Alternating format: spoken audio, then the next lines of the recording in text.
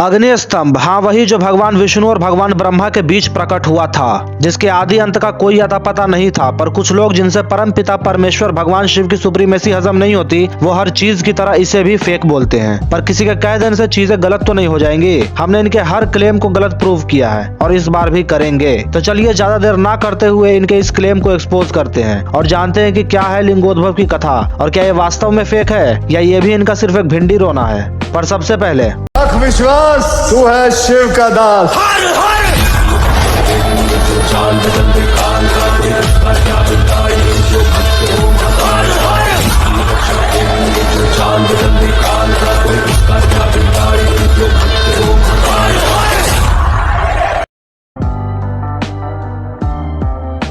हाँ, तो सबसे पहले हम इस कथा के बारे में ही जानेंगे। तो ये इंसिडेंट शुरू होता है माया से वशीभूत ब्रह्मा और विष्णु के मध्य हुए एक विवाद से, और ये विवाद था सुपीरियोरिटी का। भगवान ब्रह्मा का कहना था कि मैंने ही इस सृष्टि का निर्माण किया है और इसलिए मैंने ही तुम्हारा अर्थात विष्णु जी का सृजन किया है और मैं ही तुम्हारा रक्षक भी हूँ। वहीं दूसरी तरफ भगवान विष्णु कह रहे थे कि समस्त सृष्टि मुझ में ही अवस्थित है और तुम्हारा अर्थात ब्रह्मा जी का जन्म भी उनकी नाभि कमल से हुआ, इसलिए वही सबके स्वामी है। बस इनके बीच इसी तरह से विवाद शुरू हो गया। हालांकि उनका विवाद मोहवश था, पर फिर भी बात इतनी ज्यादा आगे बढ़ गई थी कि इनके बीच घोर युद्ध शुरू हो गया। इनका ये युद्ध अत्यंत भीषण था, फिर भी इनके बीच श्रेष्ठ कौन है इसका निर्णय नहीं हो पा रहा था। तभी इनके मध्य एक अग्नि स्तंभ का प्रादुर्भाव हुआ, जिसके आदि और अंत का कोई अता पता नहीं था, जिसके तेज के आगे ब्रह्मा जी और विष्णु जी की आंखें भी चौंधिया गई थी। वो ये सोच में पड़ गए थे कि आखिर ये क्या है और अचानक से कहां से आ गया। इसकी जांच करने के लिए उन दोनों ने ये डिसाइड किया कि वो उसका आदि और अंत ढूंढेंगे, जिसके लिए ब्रह्मा जी ने एक हंस का रूप धारण किया और वो ऊपर की ओर चले गए, जबकि विष्णु जी ने एक वराह का रूप लिया और वो नीचे की ओर चले गए। हजारों सालों तक सैकड़ों पाताल और आकाश गंगाओं को पार करने के बाद भी वो दोनों इसका आदि और अंत नहीं ढूंढ सके। तब ये दोनों हार मानकर वहाँ पर वापस आ गए जहाँ पर से चले थे। पर यहाँ पर कहानी में एक ट्विस्ट है। विष्णु जी ने तो ये मान लिया कि वो इसका अंत नहीं ढूंढ पाए, पर वहीं ब्रह्मा जी ने कहा कि उन्होंने इसका अंत ढूंढ लिया है, जिसके प्रमाण स्वरूप उन्होंने एक केतकी का फूल दिखाया। ब्रह्मा जी की बात को भगवान विष्णु ने बड़ी सरलता से मान लिया और उन्हें श्रेष्ठ मानकर उन्हें नमन किया। पर तभी उस अग्नि स्तंभ से पर ब्रह्म महादेव प्रकट हो गए और ब्रह्मा जी का 5वां शीश काटकर उनके असत्य का उन्हें दंड भी दिया और इसके साथ साथ उन्हें सभी तरह के पूजा पाठों से वंचित तक कर दिया।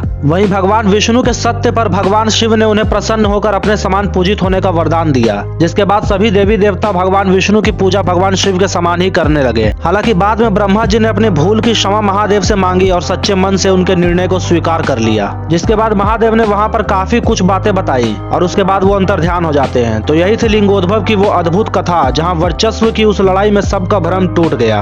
वैसे उनका भ्रम तो टूट गया, पर आज भी कुछ लोग इस भ्रम में हैं कि लिंगोद्भव की वो घटना काल्पनिक है और उन्हें लगता है कि वो इसे गलत सिद्ध कर सकते हैं। तो चलिए ये भी जान लेते हैं कि क्या लिंगोद्भव की घटना सच में काल्पनिक है या फिर ये भी इनका एक प्रोपेगेंडा है।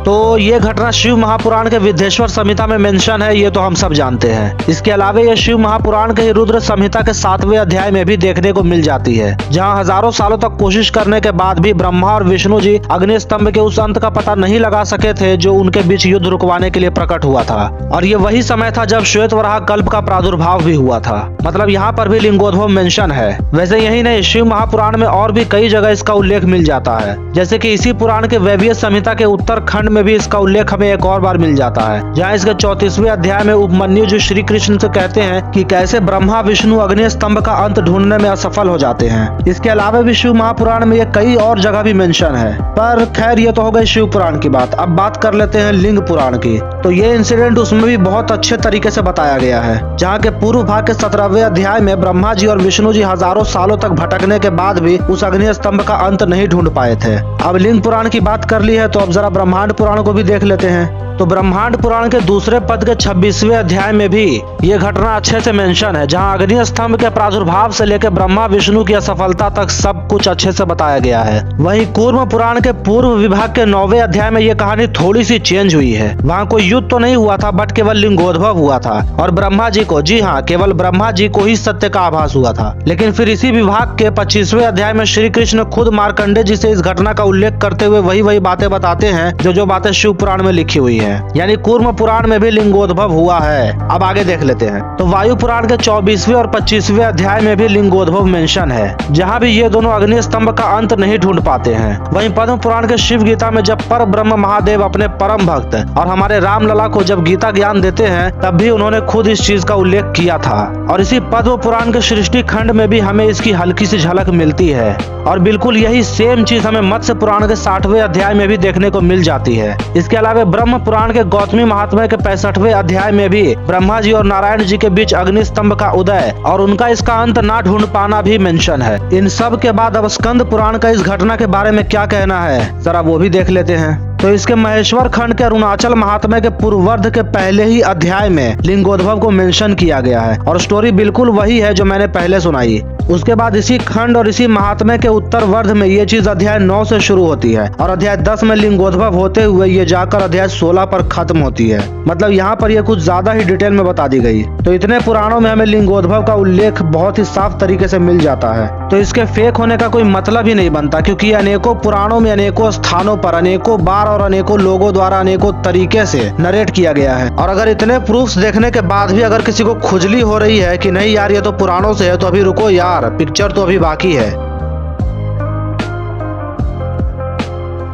तो इतने पुराणों में होने के बाद हमारे जगत गुरु आदि शंकराचार्य जी ने भी इस बात पर मुहर लगा दी है, जब उन्होंने अपने श्री शिवानंद लहरी के 23वें श्लोक में इस बात को भाष्य कर दिया था। इसके साथ ही उन्होंने इसके 73वें श्लोक में भी पर ब्रह्म महादेव के उन कमल चरणों की पूजा करने के लिए कहा है जिसे ढूंढने के लिए भगवान विष्णु ने वराह का रूप धरा था। तो ये भी सीधा सीधा लिंगोद्भव को ही इंडिकेट करता है। वही इसके 82वें श्लोक में वो कहते हैं कि भगवान विष्णु ने परमेश्वर शिव के लिए वराह का रूप धरा था। तो आप खुद समझ जाओ कि उन्होंने ये कब और क्यों किया था। इसके बाद इसके 86वें श्लोक में भी वो कहते हैं कि हे उमापति परमेश्वर, मैं आपकी पूजा कैसे करूं? मैं ना तो ब्रह्मा की तरह हंस का रूप धारण कर सकता हूं, ना ही नारायण की तरह वराह का, ना ही मैं आपका आदि और अंत जानता हूं, जो ब्रह्मा और विष्णु के द्वारा भी खोजा ना जा सका था। तो मुझे नहीं लगता कि इतना क्लियरली लिख देने के बाद अब मुझे यहाँ पर कुछ और बोलने की जरूरत है। तो हम सीधा आगे बढ़ते हैं। तो आगे इसी श्री शिवानंद लहरी के 99वें श्लोक में उन्होंने 5वीं बार लिंगोद्भव को मेंशन किया और फिर से नारायण और ब्रह्मा जी द्वारा इसका आदि और अंत ढूंढने में असफल होने को भी उल्लेखित किया।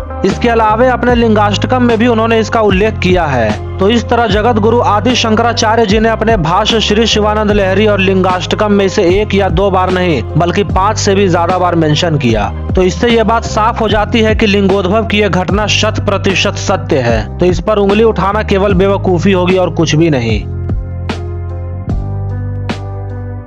अब कुछ लोग आके कहेंगे कि ये तो केवल एक कल्प की बात है। तो उनकी जानकारी के लिए मैं ये बता दूं कि ये जितने भी पुराणों से मैंने प्रूफ्स दिए हैं, जैसे कि शिव पुराण, लिंग पुराण, कूर्म पुराण, स्कंद पुराण, एक्सेट्रा एक्सेट्रा, ये सारे के सारे अलग अलग कल्पों को मेंशन करते हैं। और अलग अलग पुराणों में कहानियों में जो विविधताएं देखने को मिलती हैं, वो भी अलग अलग कल्पों को मेंशन करने के कारण ही है। और इससे भी अगर आपको समझ ना आ रहा हो तो मैं आपको और भी क्लियर तरीके से समझा देता हूँ। तो जैसा कि मैंने शिव महापुराण का रेफरेंस देते हुए बताया था कि अग्नि स्तंभ का अंत ढूंढने के लिए भगवान विष्णु श्वेत वराह का रूप लेते हैं और तभी से श्वेत वराह कल्प का प्रादुर्भाव हुआ था। मतलब ये कि शिव पुराण श्वेत वराह कल्प को रेफर करता है। लेकिन वहीं जब आप नारद पुराण को देखोगे तो उसमें आपको ये साफ साफ लिखा हुआ मिल जाएगा कि लिंग पुराण अग्नि कल्प को डेडिकेटेड है, जबकि स्कंद पुराण तत्पुरुष कल्प को, वहीं कूर्म पुराण की घटना लक्ष्मी कल्प से रिलेटेड है। ठीक उसी तरह ब्रह्मांड पुराण को आदि कल्प से जोड़ा गया है और मत्स्य पुराण को तो 7 कल्पों का संक्षेपण बताया गया है। और यही चीजें बाकी के पुराणों के साथ भी हैं। तो बात का मतलब केवल इतना है कि ऑलमोस्ट सारे पुराण ही अलग अलग कल्पों को रेफर करते हैं और इन सभी में लिंगोद्भव का मेंशन है। तो ये केवल एक कल्प की बात ही कैसे हो सकती है? वैसे ये बात केवल उनके लिए थी जो ये कल्प का बहाना बनाते हैं। बाकी आप लोग तो ये समझ ही गए होंगे कि ये सब महादेव की ही लीला थी। तो इतने प्रूफ्स और इतने पॉइंट्स के बाद अब ये सिद्ध हो चुका है कि लिंगोद्भव की घटना बिल्कुल सत्य है। तो बस यार आज के लिए इतना ही। मिलते हैं ऐसी किसी और वीडियो में, तब तक के लिए हर हर महादेव, नमः पार्वती पते, शिव शिव।